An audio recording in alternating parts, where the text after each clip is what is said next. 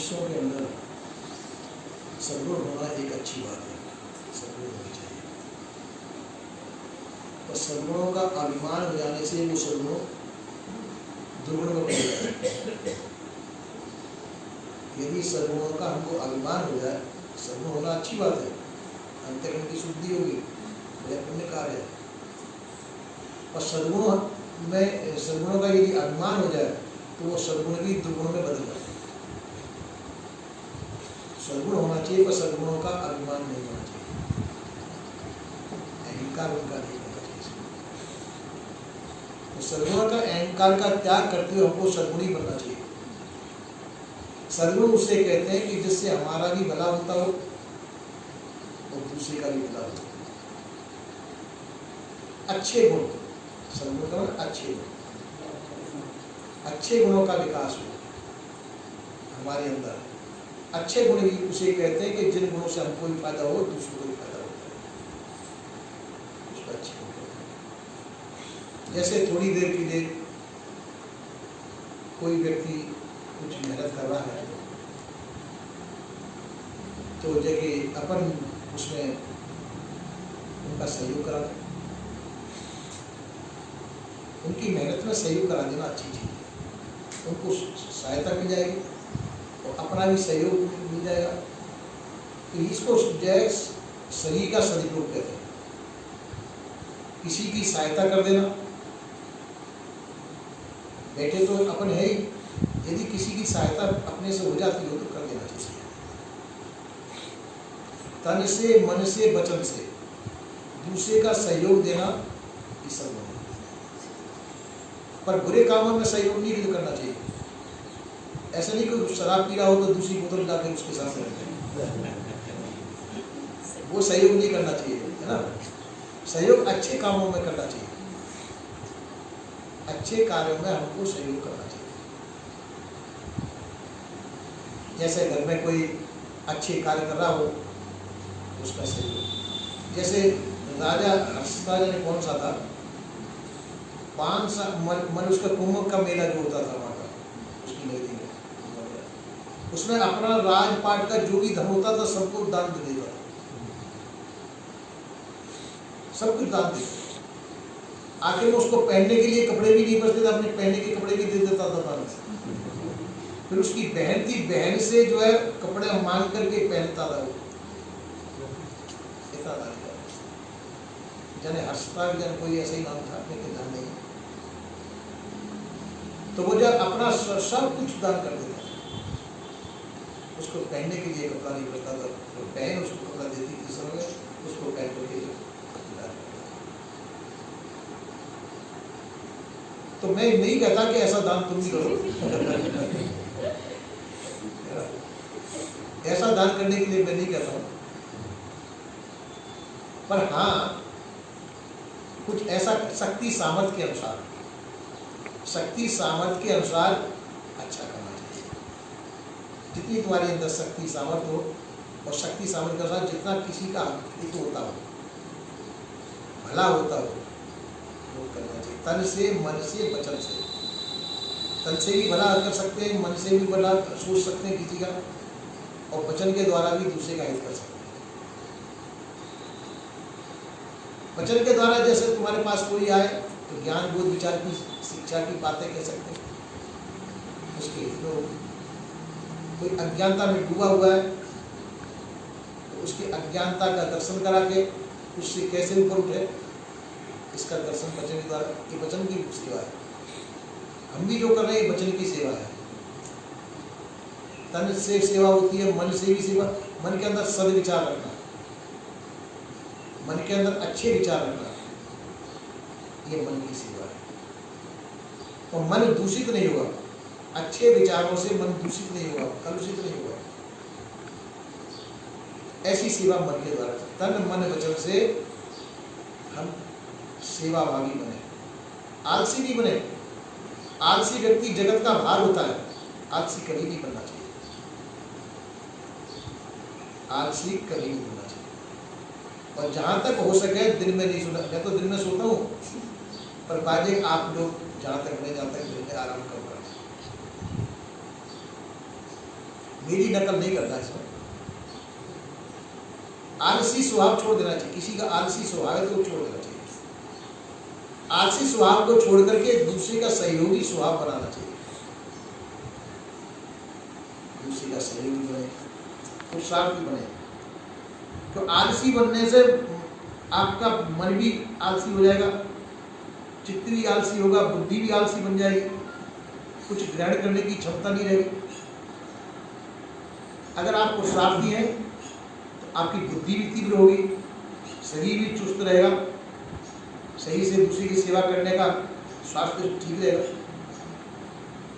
इसलिए सेवा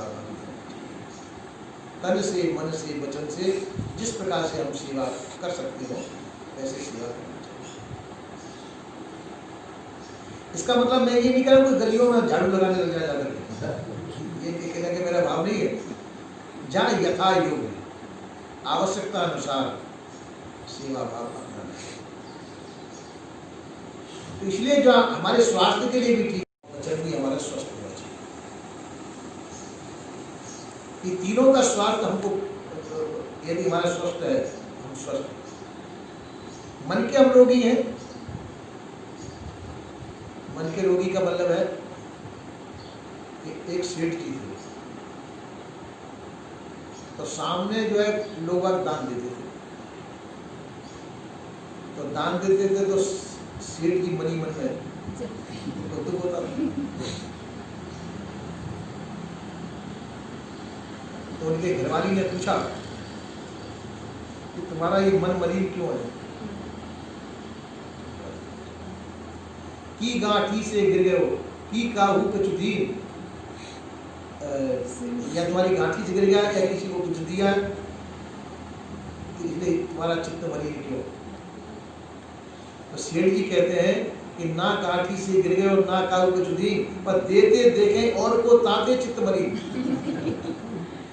है ना। पर दूसरे जो दूसरे को दे रहे हैं, दान कर रहे हैं, उससे मेरा चित्त मलिन है कि क्यों उनको देख देख के मैं इतनी दूर से देखता हूँ, वो सुबह से लेकर शाम तक दान ही करते रहते हैं, उनको कोई दूसरा काम नहीं है क्या? तो देते देखे और को ताते चित्त मलिन। तो इसी प्रकार से हम भी किसी को शुभ काम करते हुए देख करके हम दुखी होते हैं। देख न सके पराई विभूति, दूसरे के विभूति बने उसके नाम बरी को, उसके यश को सहन न कर सके। दूसरे का यश हो रहा है, लोग तारीफ कर रहे हैं और हम अंदर ही अंदर जल रहे हैं, उसमें प्रसन्न होना चाहिए। यदि किसी के अंदर सद्गुण है, किसी के अंदर खूबी है, तो उसको सुन करके प्रसन्न होना चाहिए।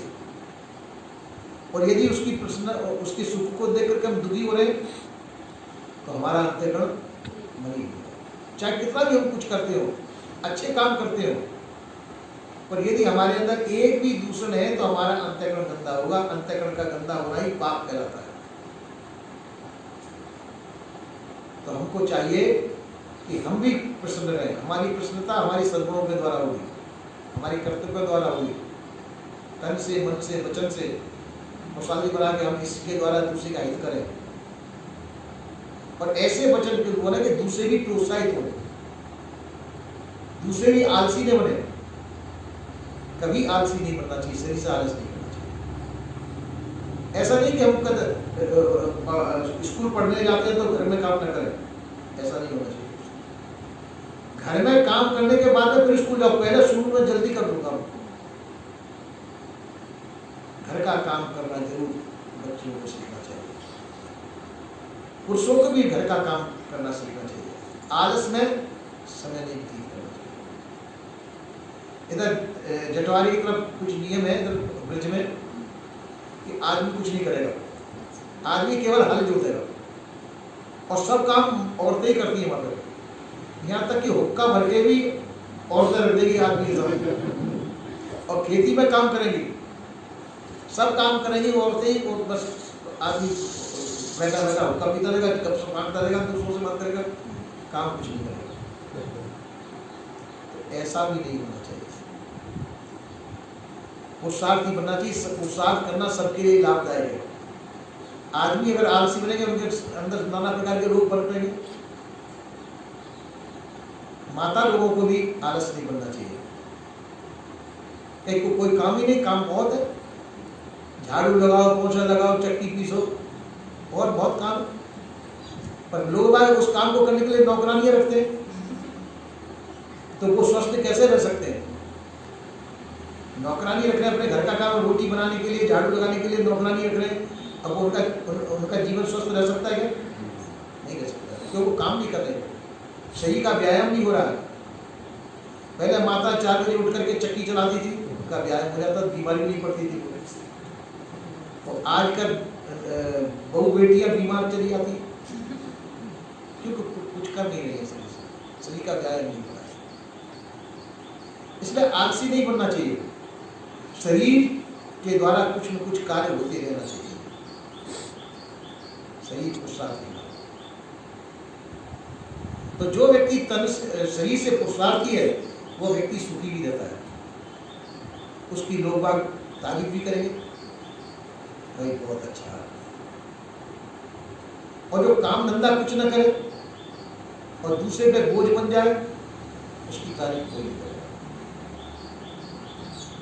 उससे तो लोग सोचेंगे कब चला जाए। आलसी व्यक्ति को तारीफ नहीं होती। इसलिए हमको चाहिए पुरुषार्थी बनना चाहिए, हमारे सब कार्य जनहित में होने चाहिए। सो करके समय गंवाना, दिन का समय तो सोना ही नहीं चाहिए, वैसे दिन में नहीं सोना चाहिए। रात्रि सोने के लिए होती है, रात्रि में शयन करना चाहिए। यदि कभी तकलीफ है, आराम कर लो, कोई बात नहीं। लोग आज सोचते हैं कि कभी कुछ काम नहीं है तो लाओ सो ही लेते, पर दिन का सोना नाना प्रकार के विकार पैदा करता है। अगर कुछ काम न हो तो चाहे पुस्तक पढ़ लो,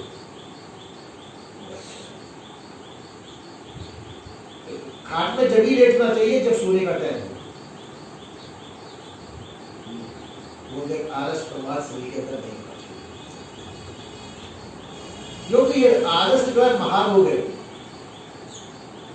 आलस महारोग है जो शरीर को अस्वस्थ करेगा, आपके मन को भी अस्वस्थ करेगा, दिमाग को भी अस्वस्थ करेगा, नाना प्रकार के विकार पैदा हो जाएंगे शरीर के अंदर। इसलिए आलसी व्यक्ति को नहीं बनना चाहिए। जब भी कहा है महात्मा लोगों ने कि तन श्रमी होना चाहिए, श्रमशील होना चाहिए शरीर, और मन को संयमशील होना चाहिए। तन श्रमशील हो, तन से श्रमशील होगा तो मन अपने आप ही संयमशील हो जाएगा। इसलिए हमको जो शरीर को आलसी नहीं बनाना चाहिए।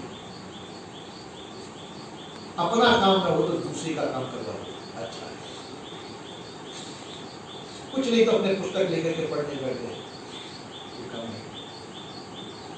पर ज्यादा सोना नहीं चाहिए। दिन के अंदर ठीक है, भोजन पानी के बाद में थोड़ा आलस आ रहा है, आध घंटे के लिए आराम कर लो, पर सोना नहीं चाहिए। जैसे देख लीजिए, सोना अपने घर पढ़ो लिखो, जो भी कुछ है काम धंधा है, काम धंधा कर लो, सोने के लिए रात्रि का टाइम, रात्रि के टाइम सोना अच्छा है। 11 बजे से 5 बजे तक आप नींद ले लीजिए, नींद पूरी हो जाएगी। और ज्यादा दिन भर सोते रहेंगे तो नींद नहीं आएगी, निद्रा तंद्रा में समय व्यतीत होगा और शरीर में नाना प्रकार के रोग पैदा होंगे। तो आलस प्रमाद आज ये शरीर के लिए हानिकारक शत्रु है। दिन में ज्यादा नहीं सोना चाहिए। दिन में ज्यादा भोजन के बाद अगर गर्मी महसूस हो रही है, आज मैं तो बहुत सोता हूँ, पर मेरी आदत को ग्रहण नहीं करता। आप लोगों के लिए जो शिक्षा है वो दे रहा हूं। इसी प्रकार से हमको अपना जीवन सुधारना चाहिए। पहले ये क्रियात्मक जीवन है, इस क्रियात्मक जीवन को सुधारना चाहिए। मानसिक जीवन को भी सुधारना चाहिए। मानसिक जीवन में यह है कि हम किसी की बुराई न देखें और बुराई न सोचें। मन के अंदर भी किसी के कोई बुरा है तो है, उसको उन विचारों को अपने अंदर मत लाओ, उन विचारों को, दूसरे की बुराई को अपने अंदर स्मरण न करो, तो वो बुराइयां तुम्हारे अंदर आ जाएंगी, तुम्हारे जीवन में उतर जाएगी वो बुराई, अगर दूसरे के विचारों को देखेंगे, दूसरे की बुराई को देखेंगे। जिसको कहते हैं पर छिद्रान्वेषण, दूसरे के छिद्रों के न दोषों को देखना, पर छिद्रान्वेषण नहीं करना चाहिए। दोष देखना है तो अपने देखना चाहिए, मेरे अंदर तो कोई बुराई नहीं। अपने, इसको कहते हैं अंतर्निरीक्षण, अंतर्निरीक्षण रोज करना चाहिए। थोड़ा समय इसमें लगाना चाहिए, 10-5 मिनट। मेरे अंदर कोई बुराई तो नहीं पनप रही है, मैं किसी का अपमान तो नहीं कर रही, ये मेरे द्वारा किसी प्रकार से अहित तो किसी का नहीं हो रहा है। अंतर्निरीक्षण सुबह शाम थोड़ी देर 10 मिनट 5 मिनट के लिए करना चाहिए। तो इस प्रकार से अंतर्निरीक्षण करते रहना चाहिए। अगर बुराई हमारे को दिखाई दे जाए, उस बुराई को तुरंत निकालना चाहिए, तो अंतर्गुण आपका शुद्ध रहेगा। यदि बुराई आपके अंदर पनपेगी तो वो बुराई बढ़ती चली जाएगी, तो आप पूरे बुरे बन जाएंगे। इसलिए अंदर देखकर उस बुराई को तुरंत निकालो, अंदर से, अंदर झाड़ू दे के पूरा दूर बहाओ। अंदर जो बुराई है इनको झाड़ू लगा के, ज्ञान बोध विचार का झाड़ू लगा के दूर बहा देना चाहिए, इनको पनपने नहीं देना चाहिए। जैसे घास हो रही है, अगर नहीं उसका ध्यान देगा वो पनप जाएगी, फसल को दबा देगा। घास दिखाई दे उसको तुरंत निकालना चाहिए, जड़ से निकालना चाहिए। इसी प्रकार से व्यक्ति के अंदर सद्गुणों रूप में भी बुराइयां आ जाती है। हम जिसको सद्गुण समझते हैं, उन सद्गुणों का यदि अभिमान हमको हो जाएगा तो वो बुराई बन जाएगा। असली चीज है व्यक्ति को अभिमान रहित होना चाहिए, अहंकार नहीं होना चाहिए। सद्गुणों का भी अहंकार नहीं करना चाहिए। सद्गुण हमारे अंतःकरण को पवित्र करते हैं, तो अंतःकरण को पवित्र करते हैं, पर उनके अंदर अहंकार आ गया तो वो दुर्गुण बन जाते हैं। सबसे मूल जड़ है अहंकार। अहंकार सबसे अवगुण है, सबसे बड़ा अहंकार अवगुण। अपने अंदर से अहंकार को बिल्कुल जड़ामूल से खो देना चाहिए। आपने किसी की भलाई कर दी, किसी की मतलब सहायता कर दी, तो उसका अहंकार नहीं लेना चाहिए। ये समझना चाहिए ये तो मेरा कर्तव्य था। अपना कर्तव्य समझकर, कर्तव्य भाव से जो कर्म करेंगे उसका अहंकार नहीं होगा। भक्ति भाव से जो सेवा करेंगे उसका भी अहंकार नहीं होगा, और ज्ञान भाव को लेकर के जो सेवा करेंगे उसका भी अहंकार नहीं होगा। अहंकार कब होता है? जब हम इन पर पर्दा डाल देते हैं, ना हमारे अंदर भक्ति रहती है। तो अहंकार आ गया तो भक्ति खत्म। हम भक्ति कर रहे हो, ये आके मैं बहुत भक्तिमान हूं, तो वो अहंकार आ गया। वो अहंकार तुम्हारी भक्ति को समाचट कर देगा। ज्ञान है, ज्ञान का भी अहंकार आ गया तो वो भी ज्ञान को धूमिल कर देगा। अहंकार रहित ज्ञान होना चाहिए, अहम रहित ज्ञान, अहम रहित भक्ति, अहम रहित कर्तव्य परायणता। कर्तव्य परायण होगी अहम रहित। ज्यादातर कर्तव्य परायण व्यक्तियों को अहंकार की उत्पत्ति हो जाती है, पर वो अज्ञानता को होती है। कर्तव्य भाव, अहंकार। सेवा करो, सेवा में अहंकार नहीं होना चाहिए। ये सेवा नहीं बनेगी। सेवा करें और सेवा करें और अगर अहंकार आ गया तो अंतःकरण को, तो अंतःकरण की पवित्रता बहुत बड़ा रहस्य है। सबसे बड़ी चीज है अंतःकरण की पवित्रता, और अंतःकरण की पवित्रता होती है सेवा और दान के द्वारा। सेवा और दान के द्वारा अंतःकरण पवित्र होता है, और अंतःकरण पवित्र के अंदर ही ज्ञान का प्रस्फुटन होता है। ज्ञान है, और वो ज्ञान ही हमको कल्याण करने वाला है। पुस्तकीय ज्ञान काम नहीं आता है। पुस्तकीय ज्ञान से अहंकार उत्पन्न होता है। हमने पुस्तकें पढ़ी बहुत, उसका ज्ञान हो गया, और अहंकार बन गया, मैं इतना पढ़ा लो, मैं इतना जानकार हूं, तो अहंकार हो जाएगा। तो पुस्तकीय ज्ञान ज्ञान कब उपयोगी है? जब भक्ति के द्वारा ज्ञान हमको उत्पन्न हुआ हो। भक्ति के द्वारा संत महापुरुषों की सेवा, भक्ति के द्वारा हमने जो ज्ञान प्राप्त किया, वो ज्ञान हमारा जीवन बन जाएगा। और पुस्तकीय ज्ञान हम आपका जीवन नहीं बन पाएगा। पुस्तकीय ज्ञान जो है, खाली पुस्तकीय ज्ञान हो, वो आपके अंदर अहंकार की उत्पत्ति करेगा। तो उस ज्ञान की कीमत नहीं चुकाई जाती। ज्ञान वो अहंकार पर, और अहंकार आपको ऊपर से नीचे गिरा देगा, सब सद्गुणों को नाश कर देगा।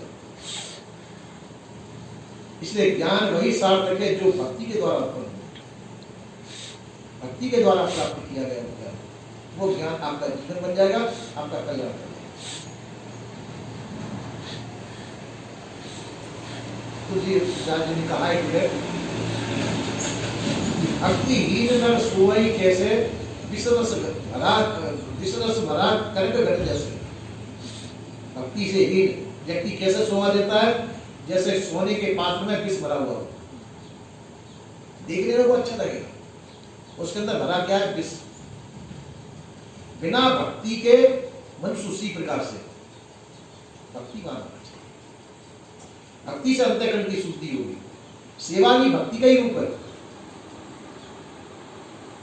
इसलिए जो है हमको भक्तिमान बनना चाहिए, इससे अंतःकरण शुद्ध होगा। अंतःकरण शुद्ध में ज्ञान, बोध, विचार सभी फल पूरे और वो व्यक्ति आदर्श मनुष्य हो जाएगा। आलसी कभी नहीं बनना चाहिए, आलस का स्वभाव छोड़ देना चाहिए। जहां तक हो सके दिन में सोना नहीं चाहिए। थोड़ा बहुत आराम करिए, सो मत, थोड़ा आराम कर लिया। आराम में और सोने में फर्क होता है। निद्रा दिन के अंदर जहां तक बने वहां तक नहीं लेनी चाहिए। रोगी अवस्था में कोई बात नहीं, शरीर रुकना है, उस समय निद्रा लेगी कोई बात नहीं, पर स्वस्थ हालत में है। रात्रि में खूब नींद सोइए, 5 घंटे सोइए, खूब गहरी नींद में सोइए। गहरी नींद कब आएगी? सोते समय कोई विचार मत करिए। हम खाकर सो जाते हैं और नाना प्रकार के विचार हमारे अंदर आते हैं, तो निद्रा तंद्रा आज में विकारों समय निकल जाएगा, आप नींद नहीं ले पाएंगे। जिस समय खाट में लेट गए उस समय विचारों से रहित हो जाएगी। निद्रा समाधि स्थिति, निद्रा तुम्हारी समाधि बन जाएगी उस समय। जब विचारों से रहित होकर के आप नींद ले रहे हैं उस समय वो निद्रा समाधि है। निद्रा को नाना प्रकार के संकल्प विकल्प में नहीं गंवाना चाहिए। निद्रा के समय वो समय सोने का है। भजन का वो भजन बन जाएगा। निद्रा में निद्रा तंद्रा वगैरह में नहीं गंवाना चाहिए। निद्रा सोने का समय, थोड़ा शांत होकर के सो जाए। अगर फिर भी निद्रा न हो तो घुटने तक पैर और कोहनी के तक हाथ धो लीजिए, पर फिर गीले हाथ और पैर नहीं धोए, फिर उनको पोंछ दीजिए। सिर पर पानी डाल करके पोंछ लीजिए माथे पर, आराम से बिल्कुल निष्पक्ष होकर के सोइए। कुछ सोचिए मत, वो सोचने विचारने का समय नहीं है, वो शयन करने का समय। दिन भर जो कार्य व्यवहार है उनके विषय में सोचिए, जो भी कुछ करना करिए, पर सोते समय कुछ नहीं सोचिए।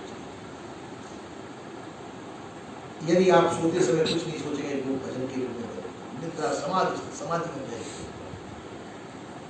हर कार्य आपका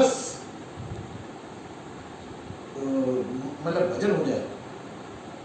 झाड़ू भी लगाए वो भजन बन जाए, रोटी भी बनाए वो भजन बन जाए,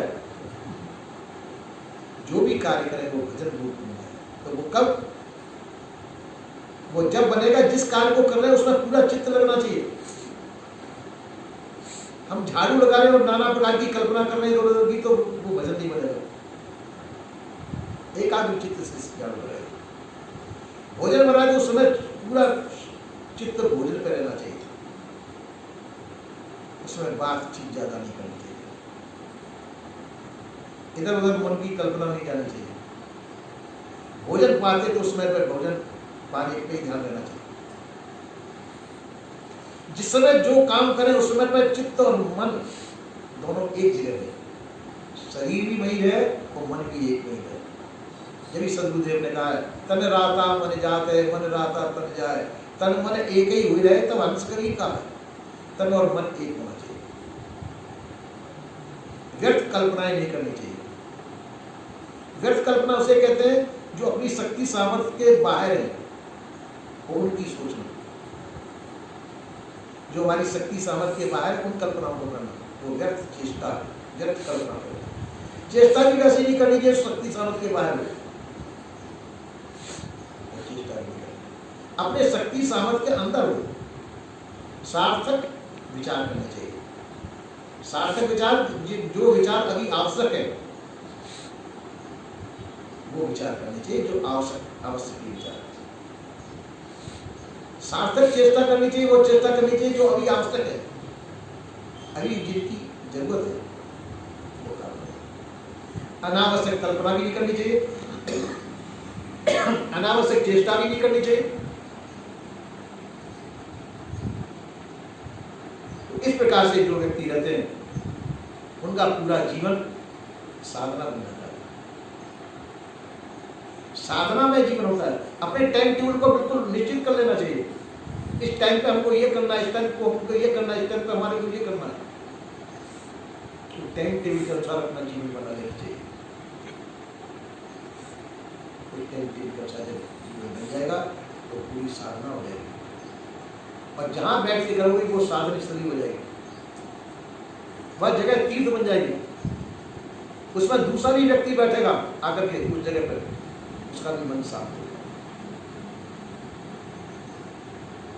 इसलिए जहां तक बने वहां तक संसार में दौड़ जाने की कल्पना नहीं करनी चाहिए, न विचार करने चाहिए कि वहाँ हमारा रिश्तेदार होता है, वहाँ पे ऐसा हो गया, वहाँ पे ऐसा हो गया, वहाँ जाना चाहिए कि न जाना चाहिए, ये कल्पना के बारे में निकाल देनी चाहिए। सोचा कि हमको कहीं नहीं जाना है, हमको यहाँ रह के सब विचारों को निकाल दो, ये व्यर्थ विचार है। किनके विवाह है, किनके शादी है, वहाँ जाना चाहिए, ये विचार ही निकाल देनी चाहिए दिमाग से। ये संसार की चीज है, पर संसारी लोगों के लिए नहीं करा, उनको तो जाना पड़ेगा, रहना पड़ेगा, सब व्यवहार करना पड़ेगा, वो तो सब व्यवहार अपना करें। पर जो साधना संपन्न व्यक्ति है उनको अपना साधन में जीवन बनाना चाहिए। उनको संसार के चिंतन से जहां तक बने संसार के चिंतन नहीं करना चाहिए। चिंतन करो, मनन करो, चिंतन करो तो अपने आध्यात्मिक चिंतन करना चाहिए। समय है, सदग्रंथों का अध्ययन करिए, अपना भजन करिए। कुछ नहीं तो जाके घर में आश्रम में पहुंचा, झाड़ू लगाइए, चित्त एकाग्र करके करिए। जो भी कार्य करें चित्त एकाग्र करके, अगर चित्त एकाग्र करके और उसके अंदर श्रद्धा पूर्वक जो कार्य करेंगे, श्रद्धा और भक्ति पूर्वक जो कार्य किया जा रहा है वो भजन ही बन जाएगा। पर चित्त की एकाग्रता जरूरी है। हमारा मन कहीं दूसरी जगह विचार कर रहा है और हम काम कुछ कर रहे हैं, वो भजन नहीं हो जाएगा। पौछा लगाने तो पूरा चित्त पौछा लगाने नहीं होना चाहिए, और उसमें भक्ति रहनी चाहिए। ये नहीं हत्ता के करें, अरे क्या करें, ऐसा करो, ऐसा मन में दुखी होकर के न करेगा, मन में प्रसन्न होकर के करें। प्रसन्नता पूर्वक और श्रद्धा भक्ति के पूर्वक जो कार्य किया जाएगा वो तुम्हारा भजन हो जाएगा, साधना होगी। और दिल में दुखी होकर के जो कार्य करना पड़ा तो अंतःकरण शुद्ध नहीं होगा। अंतःकरण की शुद्धि बहुत बड़ी साधना है। अंतःकरण की शुद्धि में ज्ञान चढ़ता है। अंतःकरण की शुद्धि होने पे जो कार्य करेंगे वो सफलता प्राप्त होगी। हमारे अंदर के जो विकार है वो विकार निकल जाएंगे और आपका भजन सफलता होगा। और बिना अंतःकरण शुद्ध हुए हम भजन नहीं कर पाएंगे। बैठ तो जाएंगे, सोचेंगे हम 4 घंटे बैठ लिए, 2 घंटे बैठे, पर भजन नहीं हो रहा है। भजन जब हो रहा है जब संसार का चिंतन निकल जाए दिमाग से, जिस समय बैठे उस समय संसार का चिंतन दिमाग से निकल जाना चाहिए, कोई चिंतन नहीं होना चाहिए। आप इकल्ले हो मानसिक रूप से बैठे हुए पर मानसिक रूप से बिल्कुल संसार को छोड़ देना चाहिए। अपने अंदर जो संसार के विचार है सबको निकाल दो और तुम संसार के अंदर हो तो निकल के बाहर आ जाओ। इस प्रकार से साधन भजन करना चाहिए तो संसार से अलग। उस समय पे कम से कम उतनी देर के लिए तो घंटा आध घंटा जो भजन करे उतनी देर के लिए तो संसार से निकला, उससे संसार का चिंतन बिल्कुल नहीं। और फिर भी यदि संसार का चिंतन होता है तो अपनी कमी सोचना चाहिए कि संसार की तरफ हमारा चित्त क्यों जा रहा है। इसका मतलब संसार का कुछ न कुछ हमारे अंदर विकार मौजूद है, संसार का मोह मौजूद है, वो मोहवश चित्त वहां जा रहा है। उस मोह को जड़ से काट, यही अमनिया करना होगा है ना। जैसे फल सुधारते हैं तो जब उसका खराब भाग निकाल देते हैं, इसी प्रकार से हम भी, हमारे अंदर भी कोई ऐसे संसार के कुछ अनुकूल हो जो भजन के टाइम में बीच में आते हो, उनको काट के निकाल देना चाहिए। अमरिया कर दो, हमारा तन भी शुद्ध है, मन भी शुद्ध है, पवित्र हो, सब प्रकार से निश्चिंत और प्रसन्न रहना चाहिए। संसार के शोक मोह अंदर नहीं आने देने चाहिए। संसार में शोक मोह आदि के विचार अपने अंदर नहीं आने देने चाहिए। कहाँ क्या हो रहा है क्या नहीं हो रहा है कोई विचार अंदर नहीं आने चाहिए। कोई कह रहा है कि वहां पे बहुत बड़ा सत्संग हो रहा है, चलो, या तो सत्संग हमारा यही हो रहा है, वहां जाने की आपको आवश्यकता नहीं। सत्य का संग जहां होता है वो सत्संग है। आप जहां मौजूद है वही सत्संग है। अपना सत्संग साधना में अपना चित्त है, साधना में हमारा जीवन है, तो सत्य की चेष्टा हमारे अंदर मौजूद है। तो जहां मौजूद है, आप जहां हैं वही सत्संग है। आपको दूसरे सत्संग की आवश्यकता नहीं, सत्संग तुम्हारे पास आ जाएगा।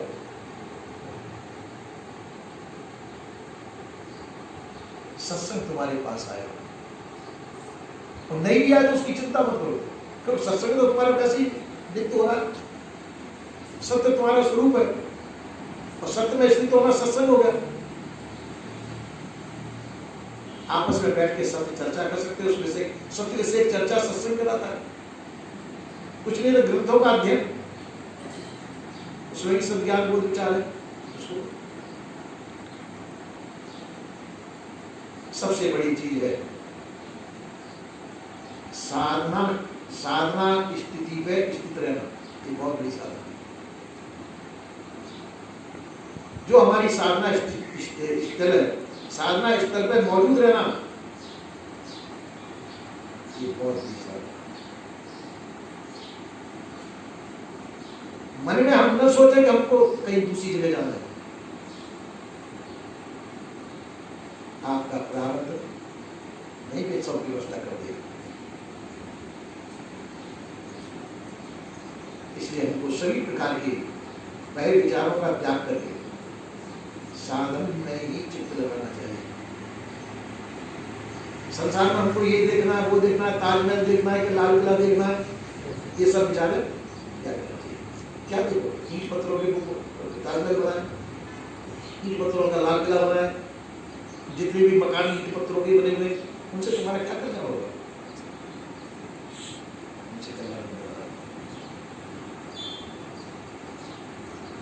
एक दफे एक राजा ने एक महल बनाया सुंदर, और किसी साधु को बुलाया उसका उद्घाटन करने के लिए। उसके एक राजकुमार पैदा हुआ तो उसको आशीर्वाद दिलाने के लिए साधु ने कहा कि महाराज ये महल का उद्घाटन कर दीजिए, तो इस राजकुमार को आशीर्वाद दे दीजिए। महात्मा जी ने कहा कि जिसको तू आशीर्वाद दिलवा रहा है वो एक दिन मरेगा, तो मैं आशीर्वाद देके क्या करूं? अभी पैदा हुआ एक दिन मरेगा कि नहीं मरेगा? तो तू नहीं मरेगा। और आशीर्वाद तो उसको दिया जाए जो मरे नहीं। मेरा आशीर्वाद सफल जब ही होगा। और इतना बड़ा ये ज्ञानी नहीं है कि जो मैं तत्व ज्ञान इसको कराऊं तो उसको समझ सके, इसको आत्मबोध कराऊं तो समझ सके, तो मैं निश्चित होकर आशीर्वाद दे दूं, ठीक है इसको स्वरूप ज्ञान हो गया। इसमें इतना बोध नहीं है। और शरीर इसका नाशवान है, और शरीर को तू आशीर्वाद दिलवाना चाह रहा है तो क्या आशीर्वाद। और मकान को तू उद्घाटन कराना चाहिए, मकान भी एक दिन टूटेगा। 1500 साल में कभी तो टूटेगा मकान, नहीं टूटेगा। इसका भी उद्घाटन करके मैं क्या करूंगा। नाशवान चीज है, नाशवान चीज का उद्घाटन मेरे से कराना। अरे अपने ज्ञान बोध विचार का उद्घाटन करता तो मैं ज्ञान बोध विचार के तेरे सूत्र का बोध कराता। ये 10 चीजों का उद्घाटन मेरे से कराना। राजा बड़ा दुखी हुआ कि मैंने कितनी उससे कहा राजकुमार मरेगा, ये शब्द नहीं कहने थे, मरेगा तो ठीक है, पर ये शब्द नहीं कहते। और महात्मा किसी का वो नहीं करते, सीधे शब्द वो कह देते। तो निराश वर्तमान में महात्मा रहते हैं। महात्मा किस में रहते हैं? निराश वर्तमान। संसार का कोई भी वैभव उनको प्रलोभित नहीं करता है। संसार का कोई भी वैभव उनको प्रलोभित नहीं करता। वो सब जगह चलते डोलते बोलते हैं, पर सब जगह रहते हुए भी किसी जगह उनका चित्त फंसता नहीं है।